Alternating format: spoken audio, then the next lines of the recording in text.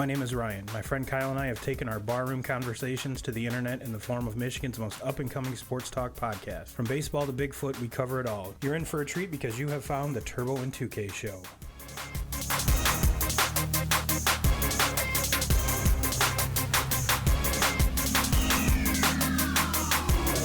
What's up, 2K crew? Welcome to episode 28. 28 down, 2,800 more to go. At least. Well, it's been kind of a weird week for us. Again, still, baseball's heating up. Every week that we turn the page on another week, we're getting closer to playoffs. And every week that we turn the page, we're getting closer to the kickoff of not only college football, but pro football.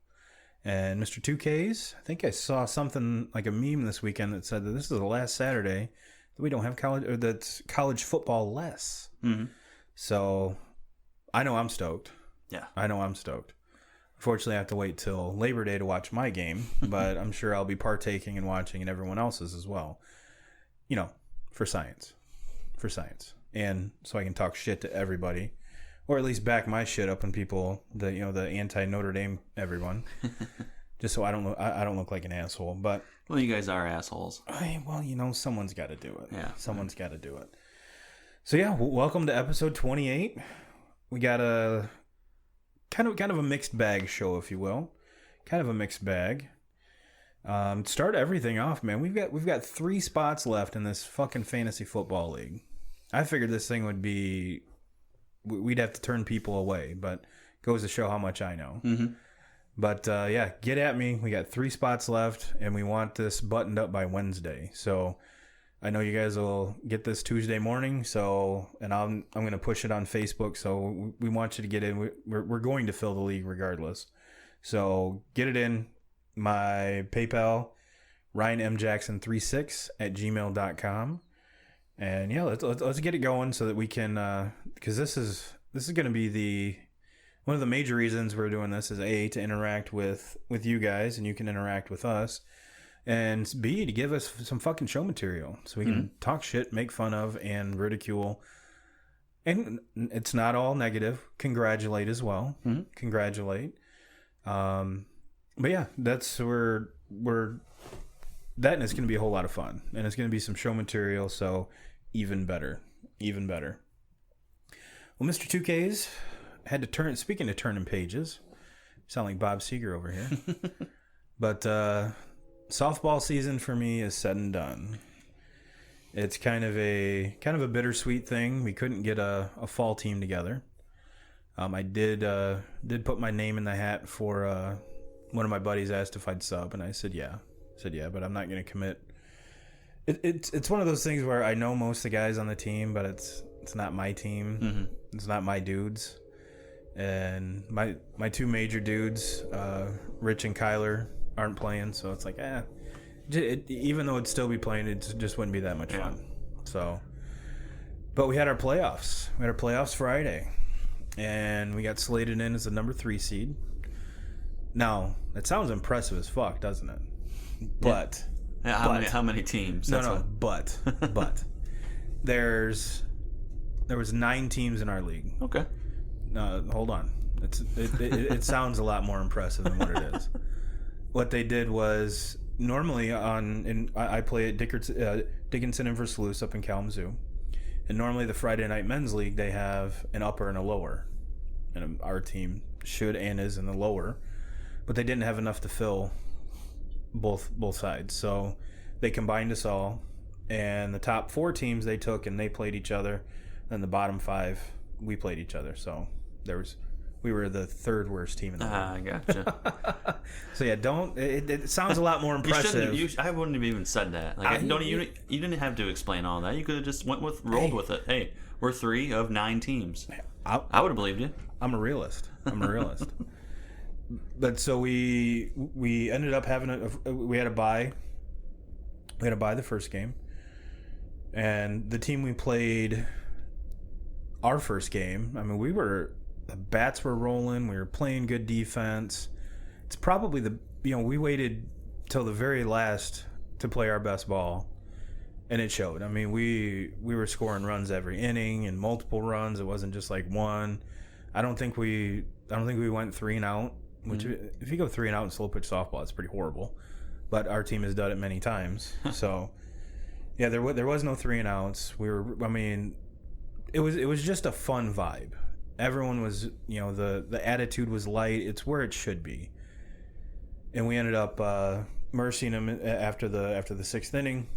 So we go to the next field waiting for, because the team that we're playing, they're playing, there's 2 teams playing. The winner of that plays us. Mm-hmm. So they finally get done. We start, I think we start around 9:30. And we get in 4 full innings and same vibes, same everything. Our defense is kind of gone down a skosh, but it's a better team than what we were playing. Mm-hmm. They're hitting the ball a little harder. They're hitting it in places where we weren't as easy as the team before. So, I mean, it's in any type of tournament, the further you go, the better the teams are going to be, obviously. And but we were tied going into the 4th, and we were the visiting team, so we were batting first. And in the top of the 5th, we push one across. We've got 2 outs, and runner on first, runner on third. And the umpire decides he's going to stop the game because of lightning. Now, granted, it had been lightning for inning and a half. Yeah. But it just started sprinkling. He finally decided this is enough. Well, he also decided that he didn't want to stay around until midnight. So he's like, well, we can either meet again next Friday with score 0-0 and we start over, or we meet again next Friday and pick up right where we left off. Yeah, fuck that. Yeah, and especially, it's, let's say for round numbers, it's a 2-hour trip there and back. Mm-hmm. And it's just not worth it to go up for 2.5 innings. Mm-hmm. And it pains me to say it, and my dudes that I play with, I do apologize. I love you all to death, but logistically, it just doesn't make sense. No. And to actually, it took us how many weeks to get together and that chemistry finally flowing, and to be where we were at in that moment. I just have a feeling that it's not even going to be close to what it was. So you said it was going to be Friday, right? Yeah. Oh, we got a fantasy football draft. So yes, that too. I mean, Turbo and 2K's fantasy draft is above. Yeah. Yeah. Going and playing 2 innings of slow pitch softball. Yeah. So, my dudes, I'm sorry, but shit happens. So yeah, I get home it was about 11 when we got 11:30, and 4:30 Saturday morning, me, Mr. Justin Ware, and Matt Asmus shipped off to Pittsburgh to PNC Park to watch the Cubs and the Pirates. And for those of you, and there's been many folks that have told me it's a beautiful stadium, and they are absolutely fucking right.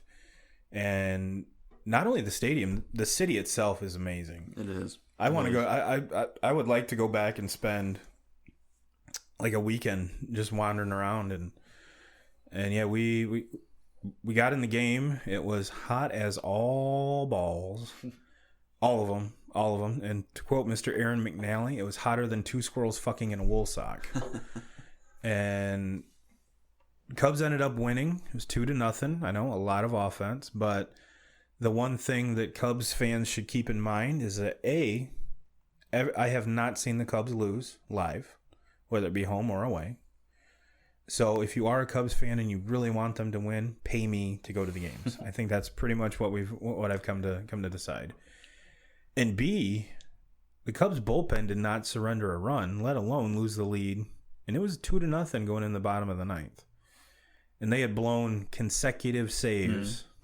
So is this where everything turns over, the new leaf turns over? Well, if you're a Cubs fan, you better hope so. Yeah. You better hope so. And we'll get into that here a little bit later. But if you guys have not gone to a Pittsburgh Pirates game, if you're a baseball fan, period, put it on your list. Highly recommended. And if you stay at the Holiday Inn, they have a shuttle to and from the game. Mm-hmm. Do not walk back. We did that. And especially don't follow or have a drunk guy be your guide for the first part, because a 1.5-mile walk turned into about 2.5. But the Holiday Inn has a shuttle, It's free. The shuttle's free. They'll pick you up, take you wherever you want to go, not just to the ball game, but anywhere. Mm-hmm. I mean, and what was really cool is we had contemplated doing, because the Steelers were in town playing their second preseason game against the Chiefs last night. And I thought it'd be really cool to go watch Patrick Mahomes play at least a little bit in person. And hell, the preseason tickets were only $20. Mm-hmm. So did we do it? No. I think the beer might have gotten in the way of one of us, and the heat and getting up so early got in the way for the other two of us. And if you're thinking to yourself, no, it was not me that the alcohol got in front of. So, but we did decide to, the dude that told us that the Steelers in town said, if you guys don't go, when you get back to the hotel, go 2 blocks, hang a left, and the street's called Carson Street, and it is jam-packed full of bars, restaurants. And what's really cool is right where that is, I think they said we're 1.5 miles from Pittsburgh University. So you talk about a just diverse crowd. You have college students, mm-hmm. which a lot of the college students look like they're 12. And yes, very scantily clothed college girls walking around. And college dudes walking around with way too tight fucking pants. Yeah, that's like the new trend now, I think. You kind of see it on we talked about it earlier this year on the golf course. You see a lot of these younger kids wearing them tight pants, and I just don't get it. Well, I would tell you that my bulge would show, but we all know that's a fucking lie. That and just chubby dudes don't look good in them, period. Yeah. I'm sorry. It's like, especially if you're a chubby dude with small legs, then it looks like you're 2 sticks standing there. Mm-hmm. Not a good look. Yeah. Not a good look. No. And then trying to put them up over, no, just stick with some Levi's. Stick with some Levi's. It's a better look, trust me. And then so you go from that spectrum to bikers. Yeah. So yeah, it's a very diverse, and so I highly recommend the trip. And if you use our playbook from last night minus the 2.5 mile walk, I think you'll be very, very impressed. And on top of that, on Carson Street, I think the most I paid for a bottle of Bud Light was $4. A lot of the bars, they were $2.75 and $3. And for a downtown bar, fuck, are you kidding me? I thought Cleveland was cheap at $3.50 a bottle. Mm-hmm. So yeah, it's a great time. Wouldn't want to go there in the winter. Way too many fucking hills. And you had to be downtown anywhere. It's like, where the fuck do they put the snow? Period. Yeah. And it's fucking Pennsylvania. It's going to snow. Mm-hmm. So if you haven't put that one on your bucket list, please do, because you will not be disappointed. And thank you for everyone for suggesting it, because the park's beautiful. I do have some of the pictures on my Facebook and on the Instagram. And speaking of that, I figured out how to link our Instagram and Twitter together, so every time I post on Instagram, I post it on Twitter. Okay, nice. So don't need to make 18,000 different posts. Mm-hmm. So that's awesome. But enough of that. Enough of our weekend. Pretty sure the 2K crew doesn't want to hear the fuck what we did. They want to hear our amazing insight and media prowess on these topics right now. And the one that kind of jumped out to me is this dude that we're going to talk about. I haven't been a huge fan my whole life. I appreciate his athleticism, his ability, his attitude, and everything else can get the fuck out of here. But the last 3 years, I don't think I would ever wish this on anybody. And I'm leaning into DeMarcus Cousins. The dude, when he was healthy, was just a wreck. I mean, he was a walking 2010, almost 2020 machine. And just injuries. And if you guys don't know what the hell I'm talking about, he went down with a torn ACL in that same leg that he had the quad injury in the playoffs, and that ruptured Achilles. So it's very unfortunate. And the thing that's sad with him is, when he was healthy and was putting up all them numbers, he had no supporting cast around him at all. Right. And then he gets traded over to work with Anthony Davis, and things are starting to get a little bit better, and at least he has one player with him that can help him out. They were scary. And then he has the Achilles injury and goes down. And then the next season, Golden State kind of gets him for cheap because he's coming back off a major injury, and you don't know and they sign him just to a 1-year deal, kind of test the waters with him. And did it work out a little bit for him at some times last season? Yeah, but for the most part, he wasn't healthy. He wasn't healthy. He looked slower. And I think that's what kind of led to the Lakers getting him at a cheaper price this year. And because, I mean, you look back at him before any of these injuries, and you're talking a max contract player, hands down. Easy a top 10 player in the league. Yes. And so now you get him on this Lakers team, and he has, I mean, they might have been the odds-on favorite to win it all next season. And this happens to him, and it's just, I mean, it seems like one thing after another since the Achilles injury. And yeah, it's hard to. Like you said earlier, he's kind of one of those guys that's. It's kind of hard to root for him because he wears his emotions on his sleeve, and he's not afraid to let things fly with the media or call somebody out or act like a complete idiot. And, he kind of reminds me a little bit of like a Rasheed Wallace. He's not afraid to. Yeah, he kind of fits perfect in between that Rasheed Wallace and Draymond Green. Mm-hmm. He's a little bit harsher than Draymond Green, but not nearly what Sheed was. Yeah. So yeah, he's kind of like in a happy middle. Mm-hmm. And so yeah, and my big question was, and not that the Lakers got him on the cheap. I mean, the same way that the Dub City did, and so I'm not saying that he was a vital part of that team going forward. Was he a nice piece? Yes. Oh yeah. Signing him might have been the the cherry on top per se. So were they more dangerous with him with a healthy Boogie Cousins? Absolutely. Any team in the league is better with a healthy Boogie Cousins. Mm-hmm. Are you kidding me? But my main question was, where do the Lakers go from here? And when we were on our way home from Pittsburgh, I got an ESPN alert that says that, well, the Lakers might be going after Dwight Howard. Mm-hmm. Yeah. And I'm like, we already did this. We already tried this once. Yeah. What? Are we just trying to get the oldest big guy we can? Has anyone seen Alonzo Mourning? I mean,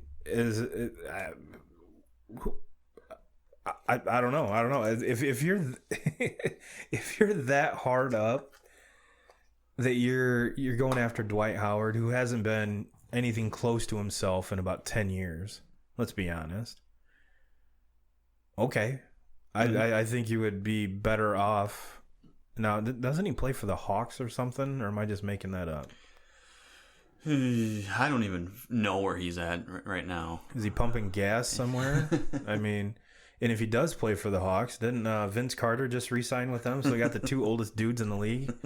And what was funny is when we were driving back, I said that. Jay Stone's like, Dwight Howard, didn't he play for the Fab Five? It's like, no, it's Juwan Howard. Juwan Howard, yes. And Juwan Howard's the coach. He played for a long time also. Yes, he did. He out of the Fab Five, he was the one that played the longest. Mm-hmm. And probably had the most decorated career. Oh, absolutely. Mm-hmm. But that's neither here nor there. But yeah, so I was like, okay, if that's where you're looking. Yeah, and I mean, if I'm the Lakers, I'm really not panicking. I mean, I know what you can get out of DeMarcus offensively is, kind of a. No, I'm trying to think of a good word for it, but just kind of a bonus. Yeah. You have LeBron there, you have Anthony Davis there. You know where you're going to get your points from those two. They're going to be, a high percentage of your points. I think it's more important for them to have a big man that can help them on rebounding, defense. They have JaVale McGee.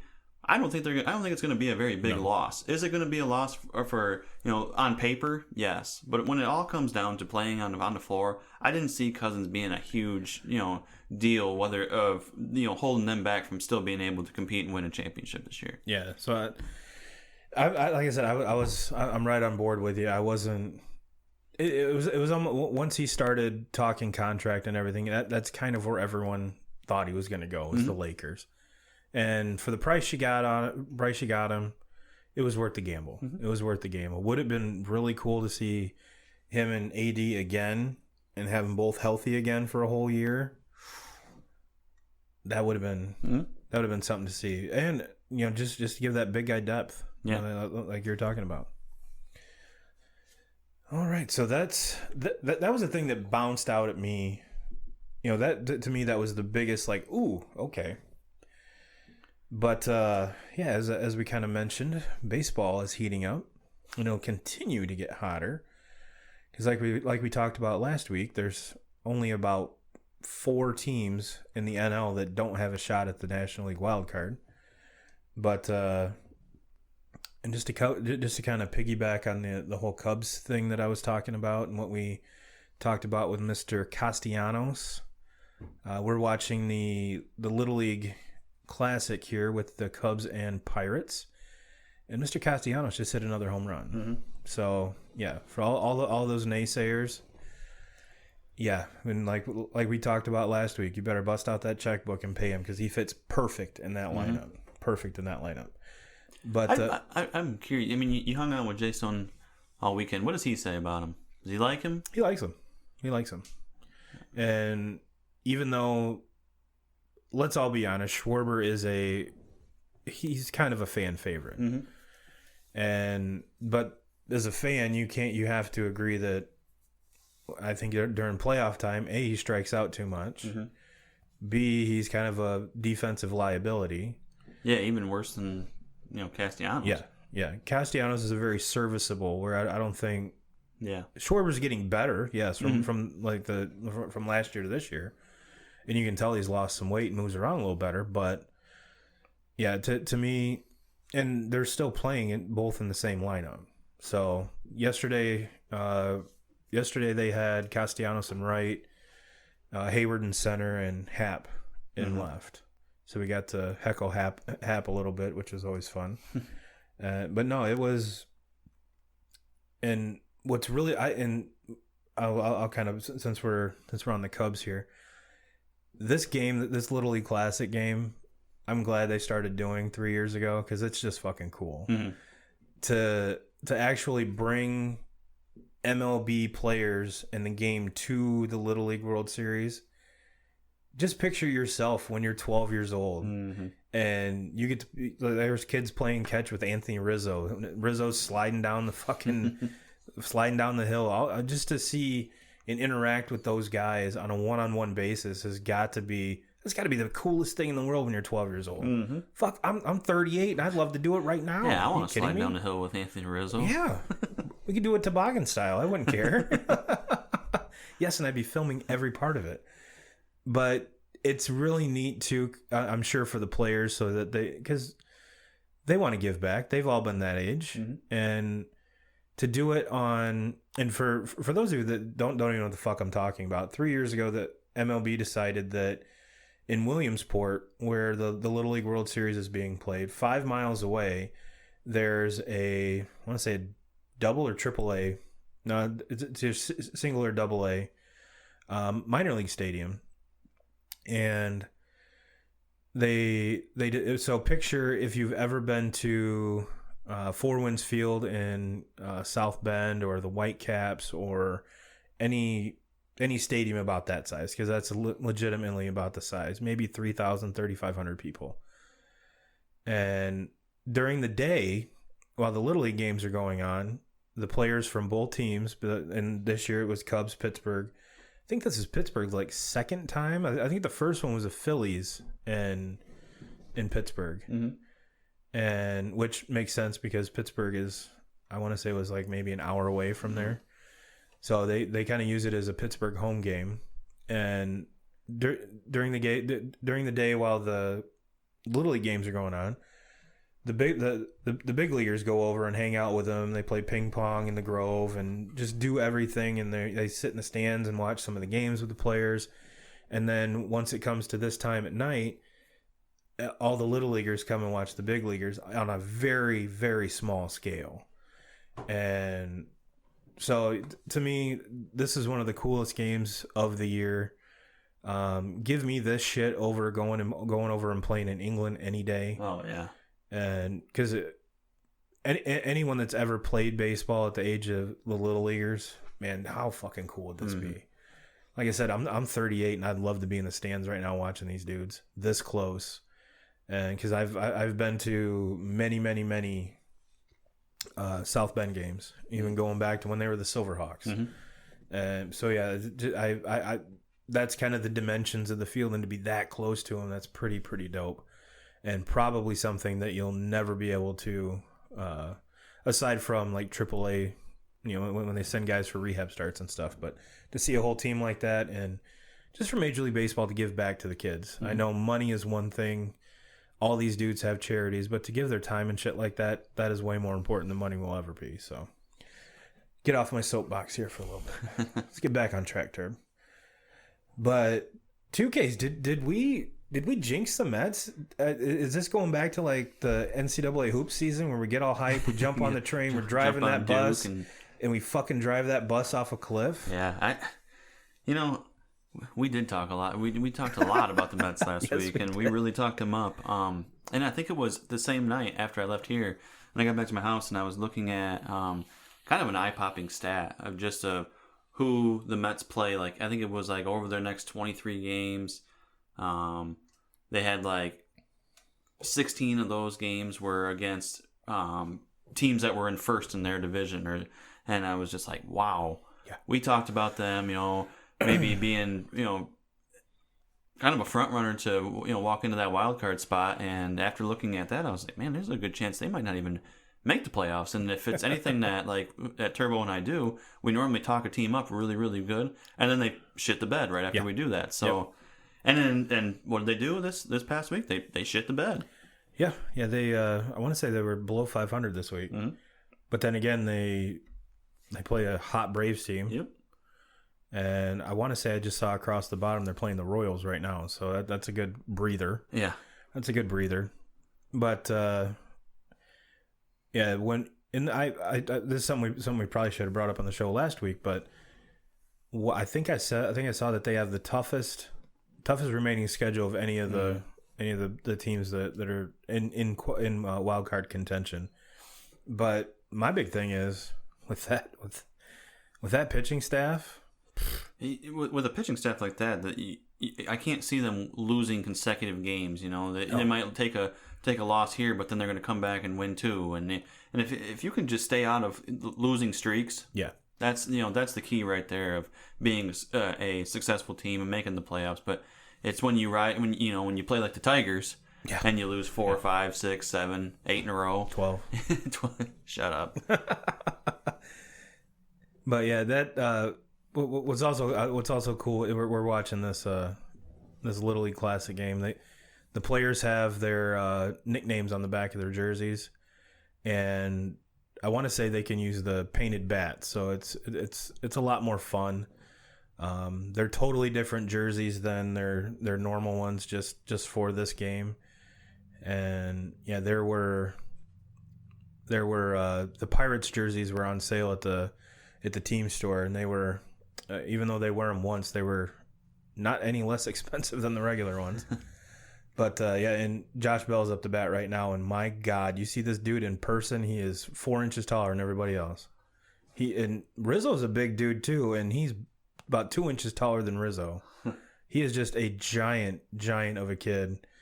And so if you are a Pittsburgh fan, I mean, you guys aren't far away.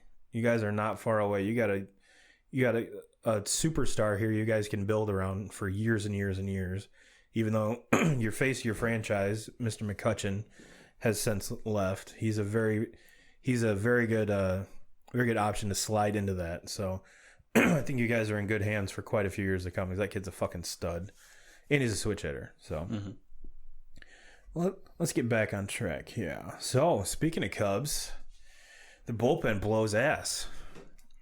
Yeah, bullpen blows ass. Shocker. And I can say that even though, because I've always been a huge Craig Kimbrough fan. Even when he came up with Atlanta, huge fan. He's been hurt, and I saw he just got activated today. So maybe that will kind of solidify the end of that. But they still got issues trying to bridge that gap, though. I mean, that's pretty scary with that situation. And like we touched on it last week, and how after kind of talking about our post deadline, and it was kind of shocking to me that the Cubs just don't do anything as far as addressing one arm in the bullpen. There's arms everywhere that could have been dealt and could have been moved, and it probably wouldn't have been a very big price to to pay for it. And I know they picked up Derek Holland off the waivers, but he's a shell of himself. Even though he, if you guys don't follow him on Snapchat, do, because he's fucking hilarious. But I think the kind of exclamation point, if you will, was a walk-off grand slam from Mr. Brice Harper. Mm-hmm. And let's see, that was Thursday night? Yeah, Thursday night. And then Friday night, the Pirates walked off. It wasn't a grand slam, but they walked the Cubs off again. And the Cubs are a very different team away from Wrigley. So I think Kimbrel's coming back at the right time. But what better time for Brice Harper to get his shit together? And the past, I'd say 3-4 weeks, dude's been on fire. Mm-hmm. Dude has been on fucking fire. And where's this been all year? I don't know. But that's kind of been Brice throughout his entire career. He's not going to be that guy that's going to bat you 300. He's going to fall somewhere in that 250 to 265 range. But he's going to hit you a lot of home runs. He's going to drive in runs, and he's just going to bring in just the atmosphere around him. He's one of those guys. We talked about it at the very beginning of this season. Kind of back when he signed the major contract. Is you're signing Brice for what he can do on the field is great, but you're signing him because it puts fans in the stands. They're going to sell a lot of jerseys. They're going to sell a lot of his shit, and he just brings that excitement to the ballpark that not a lot of guys can do. Yeah, and his intensity, I think, too, is there's very few dudes that are outward with it as much as he is. Mm-hmm. And one of the cool things, I guess, unless you're a super Cubs fan, is when he hit that walk-off grand slam, yes, he did admire it. Mm-hmm. Fuck, I would too. Oh, absolutely. And then, that was especially that didn't squeak out. Oh no, it was second deck, upper decker, no doubter. And then he proceeds to sprint around the bases. So it is what it is. And upon further review for myself, I ran into a couple articles that said that earlier in the week, Brice came up and there was a dude behind home plate, chanting that he was overrated, overpaid, and Brice steps into the box, hits a bomb, turns around and kind of shakes his finger at him. And it's rumored that different dude, same scenario when he hit the walk-off. So, Brice, I know you're a huge fan. I'm not your financial advisor by any means, but it might be a good career choice if you find a dude. And if I were you, I would pick the dude that talks shit during the walk-off salami and pay him to sit right behind you. See, Morgan doesn't like Brice Harper either. And pay him or her to be your personal shit talker. Mm-hmm. Get you pumped up, get you hype. I can imagine with Brice, he doesn't need to pay anybody to do that, because anywhere he goes, he's always going to have those hecklers on him. I mean, that's just he does a lot of it to himself. He wears his emotions on his sleeve, mm-hmm. and but that's what people love about him. Me as a baseball fan, that's what I love about him. That's why I want to watch him all the time, is because he's polarizing. You want to give him shit, and you want to call him every name in the book. When he gets one on you, he's going to let you fucking know. Yeah, and I respect that. Yeah, his passion for the game, his passion for excellence. Every player has it, mm-hmm. but every player gives it off in a different mm-hmm. way. And when you're making that much money, you become a lightning rod. Mm-hmm. Let's be honest. And we're not just talking baseball. We're talking any sport. And that's part of the rules. I mean, you're taking that much money, and I guarantee wherever you go, even at home, people are going to tell you you're not worth that fucking money. You're not worth this. Mm-hmm. You're not worth that. Well, I'm pretty sure the only player probably in the history of all time that does not get booed at opposing stadium is Mike Trout. Yeah, and he's earned that. He's earned that, right? But you talk about a guy that you talk about Brice Harper and how he lets it fly and he's gonna let you know about it. Mike Trout's not like that. No. Nope. It's hard to get very many words out of him. He just handles his business every day, and I think that's kind of the reason why people. You posted something on our Facebook page this past week about people not really talking about him. I don't think people really talk about him because he doesn't talk about himself or he's not out there. And I think people just kind of forget about that kid out there, which it's hard to do when you're talking about possibly forgetting about maybe the greatest player ever. Yes, when it's all said and done, he might be that. But he's a West Coast guy, so us over here, we don't get to watch him very often. Really the only time is when he's playing against our team. Yeah. And if he was a Red Sox, oh my God. Yeah. Oh my God. If he was anywhere over here, what if he was the one that was playing in Philly, Philly being his home, his hometown. You would have to, even with avid baseball fans, you would probably get tired of hearing Mike Trout this, Mike Trout that, Mike Trout this. If he was anywhere on the East Coast. Mm-hmm. But you're right. When he's and I had this conversation with Matt this weekend because he asked the same question, and I gave him the same answers that you did. And then one more is that he's done this. This is like old hat for him. It's just a regular. He's been doing this since the day he walked in. Stepped foot on the field for the first fucking time. Yep.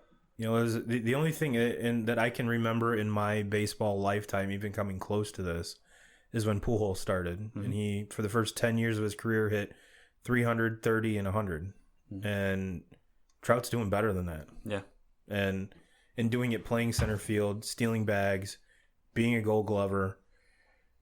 I'm pretty sure he's got at least one Silver Slugger, if not more. But being at the top of his game. Now, granted, you could always say Pujols was one of the best hitters in the league, and towards the end of that 10-year reign, he became an elite defender, whereas Trout's always been an elite defender. And trying to compare first base to center field, apples to oranges. First base is kind of where it's maybe some people might call it the easiest position on the field to play, to where center field, then we're talking about maybe one of the most difficult positions on the field to play. Yeah. So, and is Mike Trout the best center fielder defensively in the game? Absolutely not, but he's right up there. Yeah, he's the one. You don't use the 5-tool player definition very often, but he's one kid that you can actually say he's a 5-tool player. Yep. And you can't say that about very many players that's ever played this game.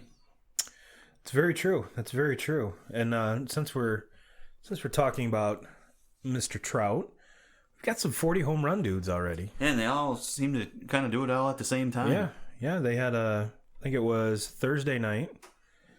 We had our first two, Mr. Trout included, and Mr. Bellinger. And between then and now, we're recording on Sunday, we've had two more add to it. And the dudes that hit 40 have hit more. Yeah. So I think we got Bellinger at 42, Yelich and Trout at 41, and then Alonso hit his 40th today. Which Alonso's was also not the most impressive, but even more impressive that that 40th home run broke the NL rookie home run record. God, words are fucking hard.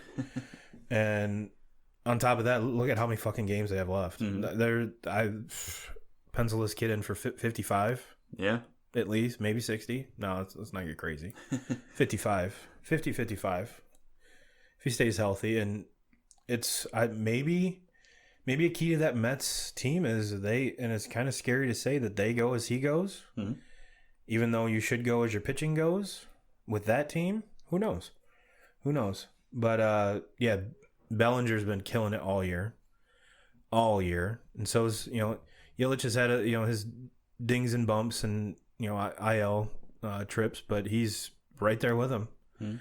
Right there with him. And Trout, again, just like we were talking about, quietly does it. And we touched on it at the All-Star break. He was leading the AL in home runs at the break. Mm-hmm. And even more impressive, I'm pretty sure at the break he was quite a few behind the Belly and Illy train. Mm-hmm. And now he's caught up. Yeah.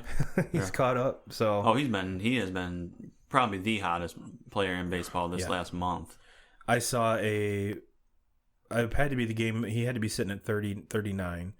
They said that he was on the second longest homerless game streak of this season at 4. The only other the streak that was longest was 10. Yeah. And so they've pictured 10 games, 40 at bats. I'm pretty sure if you told the normal major league player, hey, you're going to homer every 40th at bat, okay. Yeah, I'll take that. Sign me up. Sign me up. But yeah, so we've got, and maybe you can chalk it up to the juice ball, or allegedly juice ball. But the balls keep flying. We're I'm pretty sure. I wouldn't be shocked if they're extremely close to breaking the all-time record, which I just set a couple years ago already. Mm-hmm. And there's 35 games left. Yeah. No, there's definitely a difference in the baseball this year. I mean, they can say whatever they want to say, but there's obviously a difference in it. But you know what? I'm not complaining. I like it. I like it. I like seeing home runs. I don't want to see them. Every once in a while, a pitching duel. Yeah, great. But for the most part, I want to see home runs. Chicks dig the long ball, yes, bro. Absolutely. Chicks dig the long ball. And we in Cubs fans, we're not kind of bagging on and kind of beating you guys to death with these bullpen issues, but bullpen issues are all across the game. Yeah. And some of that might have to do with a little bit with the balls being juiced up a little bit. You think about a majority of the guys that are coming out of the bullpen, they throw hard. All of them. Pretty much all your, very, very successful bullpen arms, they're coming out throwing 96, 97 and above. And all it takes is one mistake. If you're throwing 97 and you leave the ball up a little bit, it's gone. And you around big league hitters, this ain't AAA anymore or AA anymore. You leave the ball up. I don't care if you throw 100, 101. You leave the ball up and let it to a big leaguer, they're going to hit it out. Yeah, I have a theory, and well, it's not even mine. I'm just I would give credit to where I got it, but I can't remember. But I'm not going to claim it because it's not mine. The past, let's say, starting with the Royals, when the Royals won their World Series, they had by far the best bullpen in Major League Baseball. And when it got playoff time, you were basically, I think, was it Ned Yost is the coach there? Mm-hmm. Well, Uncle Ned's only, starters give me 4 innings. Yeah. Let's win this series. Mm-hmm. And, you continue that on to Milwaukee last year. And you can, the Yankees are doing that. And I mean, why not? When you have that many dominant arms, why not? Yeah. But what I think the quote unquote groundwork that the Royals started with this dominant bullpen and just get you by starting staff that's cool in the playoffs. You can't do it a whole year. No. That heater dude out of Milwaukee, his goddamn left arm will fall off. Yeah. Running him out 3 straight fucking days, and as a starting pitcher, you're geared to that. Every 5th day, 100 pitch mark, which we've talked about, is fucking stupid, but that's just the way shit is. And you're getting, you're throwing that out. Your body's conditioned to do that every 5 days. Yeah. When you're going to a bullpen arm that many times, and for more than 1 inning. Yeah, he's throwing 30, 40 pitches 3 straight days. Man, you're setting not only him up to fail, but your team up to fail. And if that's the way your team's constructed, then so be it. I mean, the reason why I was so hesitant in talking about the Yankees in that same aspect is they have multiple guys that can do it. Mm-hmm. And I'll look back a couple of years ago to the Cubs when they win the World Series, and I mean, you look at post Mariano Rivera days, probably the most intimidating closer of the past 7-8 years is Chapman. Yeah.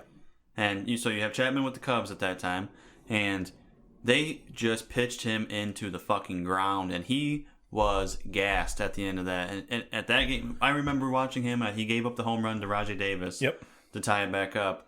And you were looking at a picture that the Cubs didn't have any other options. They had to go him. They had to ride and die on him. They could get their starters and a few of the other guys that could get him, but they were expecting, Chapman to, go out there and get me 6. You got to get me 6 outs tonight. And when you have a guy that's out there throwing 101, 102, and you're asking him to go from getting 3 outs, every, 5 to 6. maybe twice, 3 times a week to getting 6 outs, 4 outs, and you're doing this with maybe a day's rest in between.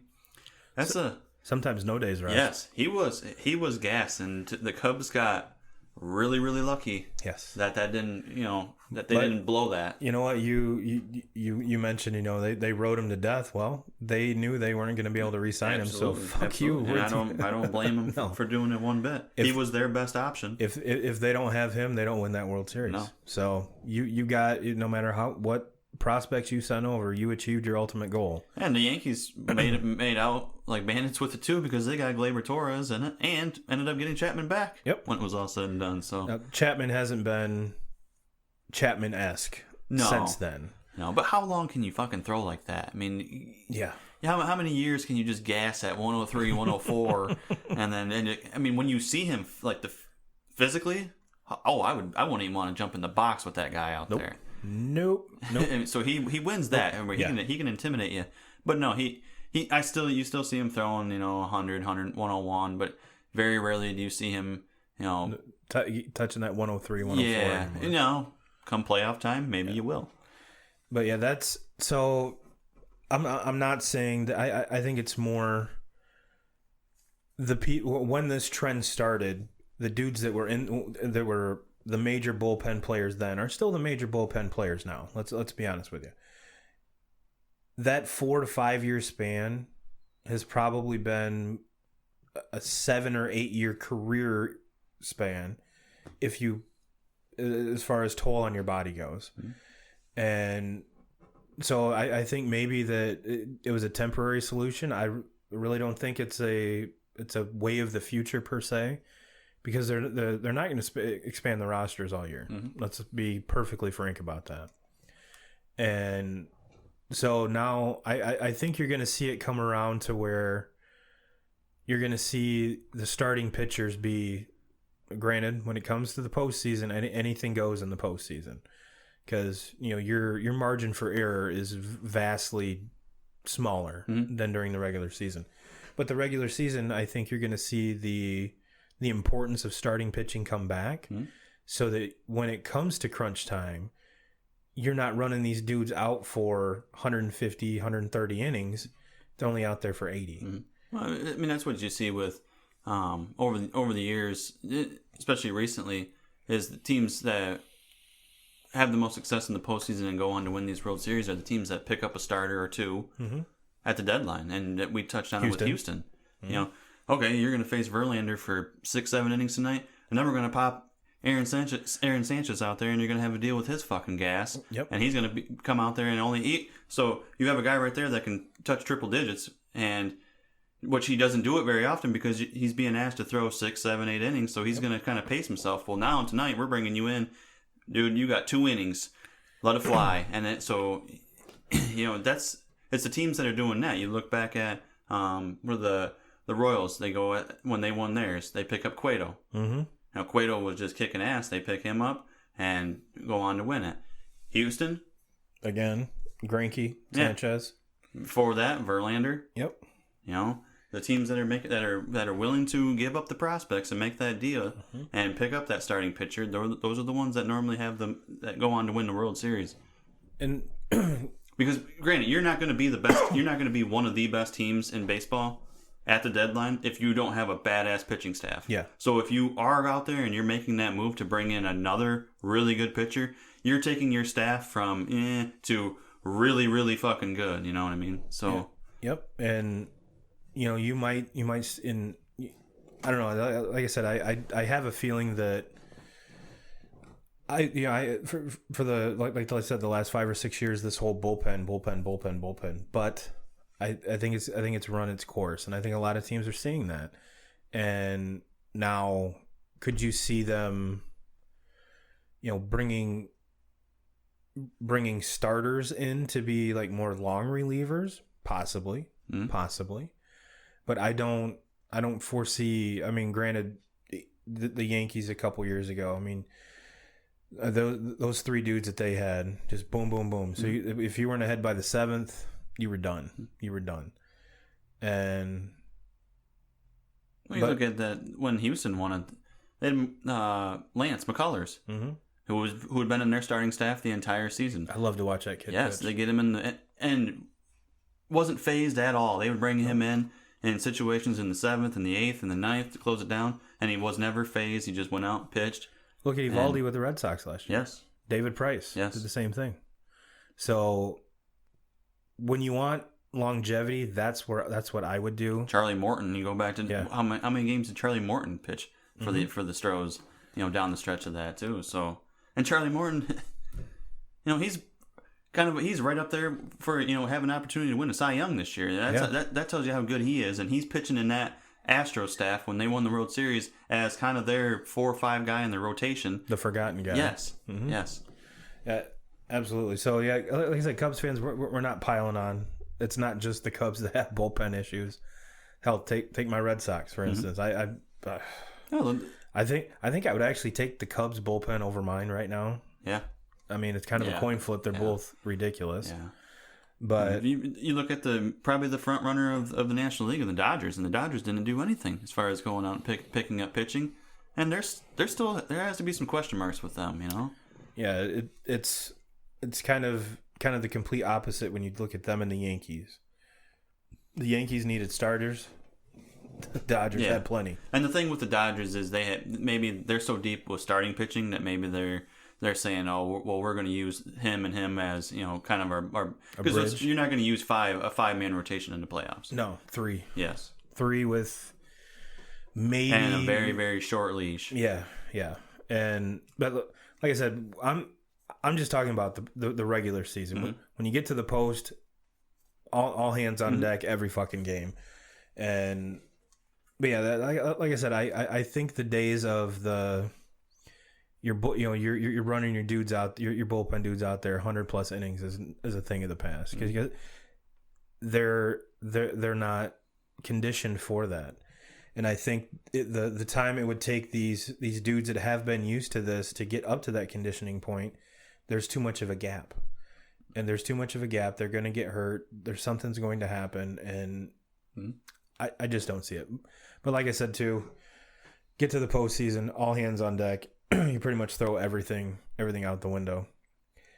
But let's talk a little football. What do you say? Yeah. What do you say? We talk a little bit of football. Thursday night, the big game. I was actually kind of hyped for this, and I don't get hyped for preseason games. I don't.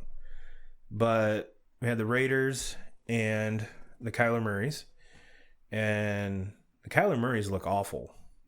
The whole offense looked off. Nobody was on the right page. No. They couldn't even get snaps off. They didn't. No. The cadence was messed up on basically every play on that drive that he was in there. And how is a coaching staff now? They were saying in what we're talking about, there was 2 or 3 false start penalties on Kyler Murray himself for attempting to clap and not clap, and he was lunging forward when he did it. It's a false start. Well, I was listening to what the hell's the show with Chris Carter and Nick Wright? Is it First Things First? I think so. Yeah. I was listening to that because a lot of times that's what I do on Saturday morning. I'll watch a rerun to that or something, and I was listening to him, and he brought up a really, really good point when he was talking about that, and and coming from Chris Carter, even though he is a fucking Ohio State guy. All he does is catch touchdowns. Yeah, see, we're talking about a Hall of Fame wide receiver. So he knows his shit when it comes to the football field. So when he starts talking about football, I'm gonna listen a little bit. So he's talking about the problems being, not so much on Kyler Murray, but on the staff and on the offense as a whole. Because when you have guys, he said one thing that he noticed was even Larry Fitzgerald wasn't coming off the line on time, or was late off the line, or was early off the line. Problem. Yeah. And when you have a guy, a pro like Fitzgerald, who's been in the league for I can't even tell you how many years, but he's hands down a Hall of Famer. Mm-hmm. And when he's not coming off the line on time, or when he's late, then something else. Something's wrong. And I thought that was a very good point that he brought that up, and it made a lot of sense. because I can't sit there and watch that, and I know that the penalties go on Kyler Murray, but I can't sit there and put all that blame on him. That's not all on him. No, and granted, I don't remember seeing any other pro quarterbacks do that. Maybe they do, and it was never like put in the spotlight the way it is right now. But to me, you have a very, very inexperienced offensive line there. You have obviously a rookie quarterback. You have a rookie head coach. It's just I just think that Kingsbury's in over his head in that situation. I didn't like the hire. I said it here, right when it first came out. But I think everybody kind of fell in love with that. We got to hire this young coach, and they hired somebody that he didn't even win into college level. No, with Patty Mahomes. No, not at all. And now you're expecting him to win with the worst team in the NFL last season. I don't see it happening. I don't either. And then, like you said, it wasn't just Kyler Murray. That whole offense looked like hot garbage. Yeah. And they're going to remain hot garbage the rest of the season. And their defense wasn't much better. The Grudens put up like 31 or 33 on them. Yeah. And the Grudens are they're looking I'm not going to get too hyped because the only game I've seen they played the Cardinals, but so yeah, I mean I was shocked, and I know it's early, we're still in the preseason, the season hadn't started, but I've been kind of jumping on watching the Hard Knocks, and so I'm watching it, and you got Antonio Brown and Gruden, and they're just smacking each other's asses on the sidelines, and I'm like, I thought this shit was gonna blow up before they even stepped foot on the field. Right. But no, they're buddy down there. Gruden's sticking up for him. You got Antonio Brown bitching about his helmet. You got him, burning his feet up and everything. And Gruden, it seems like to me, Gruden would have been the last guy that would put up with that bullshit. Yeah. But he's putting up with it right now, and it actually looks like they're actually getting along really well. And so I'm shocked. And that Raiders team is not that bad. I mean, they have a proven quarterback. And yes, they do. And have they signed a bunch of, maybe, for lack of a better term, a bunch of fucking convicts this offseason? Yeah, but those convicts can fucking play. They got some pretty good players. I'm pretty sure Al Davis's ghost is still in that building, so that's probably why they signed those dudes. But yeah, I don't know. Your boy, or Christian's boy, Incognito, I don't think he can play the first couple games. He's out the first two games, yeah. Yeah, and it's a matter of time, and Burfict will be suspended for something too. And Yep. And but yeah, that I was, like I said, I didn't watch the whole game, obviously, but I watched like the first, let's say the majority of the first half, and yeah, the Grudens looked, if they can do this against a legit team, wow.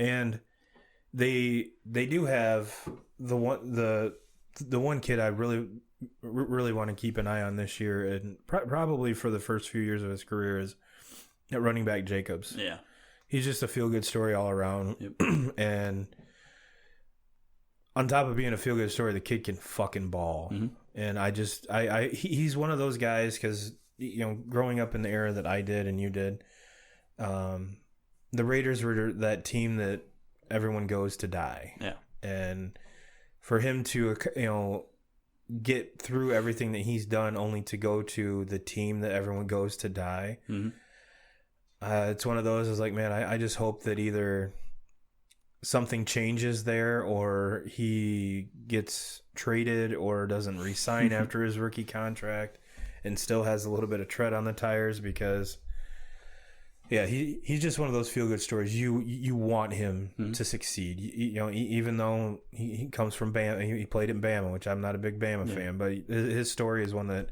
and if you don't know, the kid came from nothing. Yeah, his dad and his siblings were basically going around from hotel to friend's house to hotel to sleeping in their car. He lit it up in high school.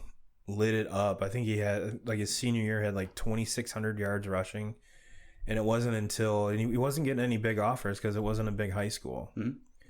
And finally, some dude, I can't remember how the guy was connected to him, but he kind of started promoting him and is friends with Coach Saban. And he's like, Saban, you got to look at this kid. He's like, nah, I've got all my running backs. He's like, no, I know you do, but this kid's better than all of them. Mm-hmm. And what was really cool is that we're watching this in the hotel this morning on E60. It's signing day. He's choosing his hat, and he has to get up and leave the table because Coach Saban's calling him and offers him the spot. So, like I said, it's a feel good story. His name's Josh Jacobs. Mm-hmm. If you don't know who he is, Google him, and I guarantee no matter what team he's on, even if he's on the fucking Patriots, I'll still be a fan. But it's stories like that go above and beyond sports that I don't care if you're a sports fan or not. It tugs at your heartstrings. Mm-hmm. And for someone to overcome what he did to be where he's at right now, he deserves every amount of accolades that he has. But yeah, other than that, I did watch a little bit of the Pittsburgh game last night. Mm-hmm. Big Ben did not play. Mason Rudolph didn't look bad. At all. I liked that draft pick. I really did. Mm-hmm. He looks like the next Roethlisberger. Yeah, I mean, he really does. And Connor looked good. It was kind of hard to gauge because they had a rain and lightning delay. So the first quarter, the ball was slipping everywhere, and Mahomes played one series, I think, and that he was done. But yeah, both those teams it almost looks like Pittsburgh hasn't skipped a beat. And one of the things that they were talking, of course, we're in Pittsburgh, so it's like our Fox Sports Detroit type deal. And one thing that they said was this preseason, you're going to see a lot of names on that wide receiver list. So mm-hmm.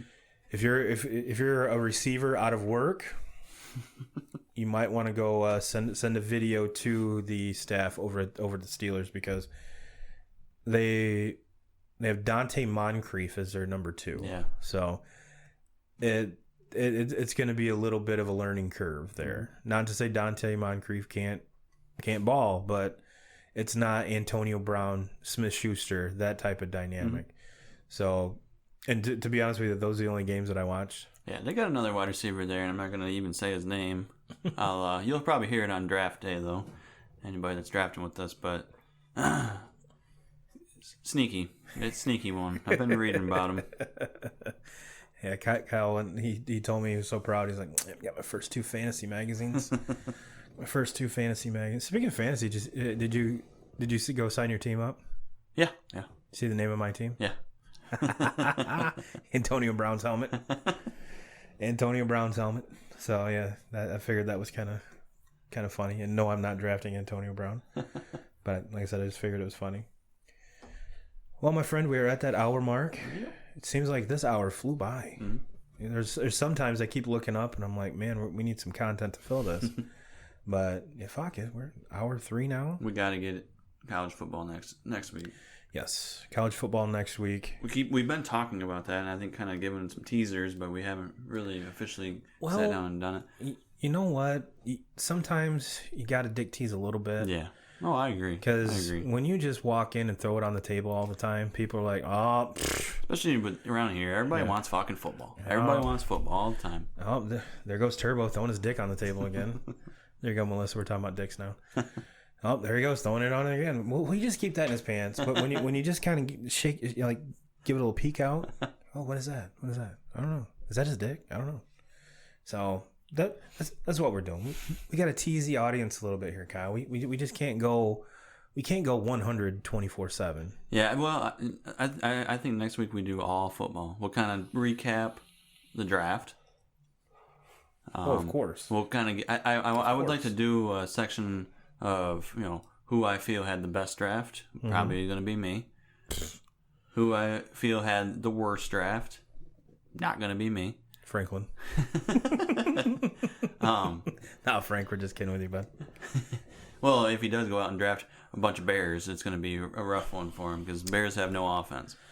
Yeah, Franklin, I know you're listening, bud. If you want my one word of advice, Mitch Trubisky is going to be there in round 15. You don't need to take him in round 1 or 2 or 3. So I'm trying to help you out, bud. I'm trying. But other than that, that's all the advice you're gonna fucking get. Yeah. Or you might want to take Cohen in the first round. I would take Cohen in the first round over Trubinsky, that's for sure. But I want to give a little bit of a kind of talk about what happened with the draft. Absolutely. Kind of our draft sleepers and stuff like that. So, I think it would be a disservice to our audience if we didn't bring that up, talk shit. Yeah. So that's definitely going on there, and I think we need to go college football too because Saturday. I know, and I know it's way too early to tell, but we're gonna do it anyways. I want who's our playoff? Who's our 4-team playoff? We're gonna have it for you next weekend. Mark our words. And that was also kind of a weird thing too, because we were even though we're in Pittsburgh, there's a lot of Ohio people there. A lot of them. Did not expect to see that many Ohio State fans walking around. Fuckers. Or Cleveland Indian fans. Really? Like, what are you doing here? Your team's actually relevant. Get the fuck out of here. So that it was one of the most diverse crowds I've ever seen. And if you just go to Carson Street just to people watch, you will not be disappointed. But yeah, we'll you know what, we'll put baseball aside. Put baseball aside for a week, even though it's our favorite. But this college football is my close second favorite. Yeah.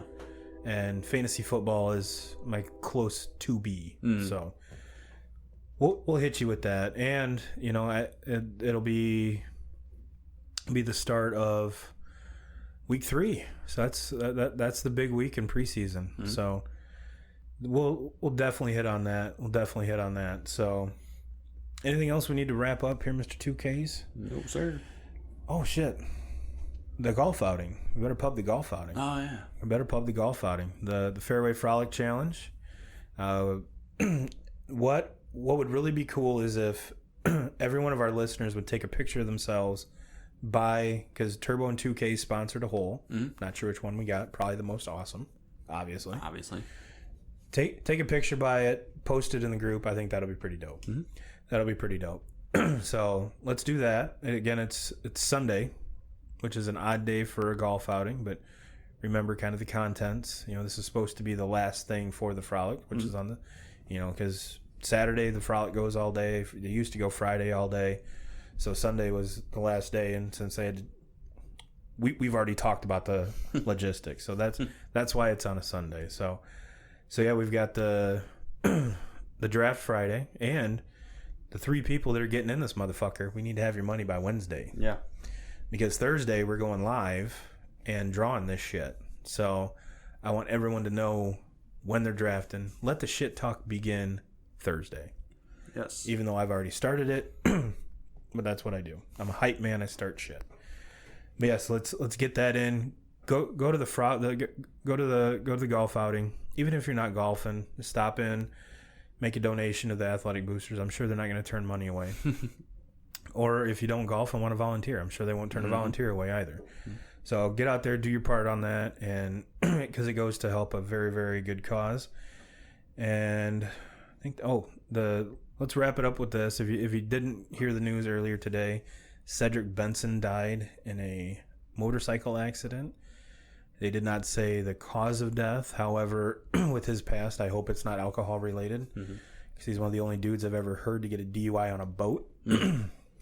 So let's hope it's not that, and it was an error on someone else's part. So because he's had a rough go at it, and as a Bears fan, he played for my team for a while. Really didn't, his career really didn't peak until he got to Cincinnati. But again, another dude taken way too early. So prayers to the family, prayers to everyone involved, and we'll get you out on that. Like I said, let's get this fantasy draft. Let's get this I'm itching. I'm itching. I actually tonight or tomorrow I'm gonna do at least 2 mocks.